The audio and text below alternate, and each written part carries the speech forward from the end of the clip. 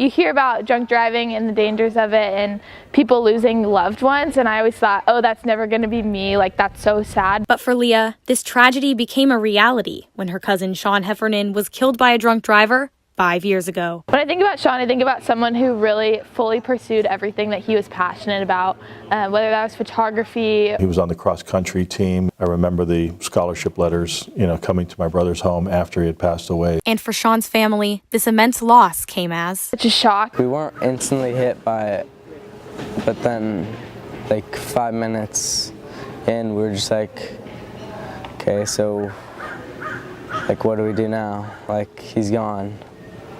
And it sucked. But despite the hardships Sean's family faced, they immediately took action to prevent such an accident from occurring again. We're trying to think of ideas of what we could do that would be an annual event to remember him and remember his legacy that he left, but also just to bring awareness to the dangerous side effects of drunk driving or even distracted driving. And with this goal in mind, they created Sean's Run, which brings the community together while enforcing the idea that drunk driving is an epidemic in our country that needs to be talked about more often, and so things like this happen less. Sean's Run is prompting that conversation. I think it's a constant thing that we need to be reminded of. It can happen to anyone. Although Sean is no longer with us, his memory lives on, reminding us to live each day to the fullest, just as he would have done had he gotten the chance. Gabriella Rudy, live from 205. This was avoidable.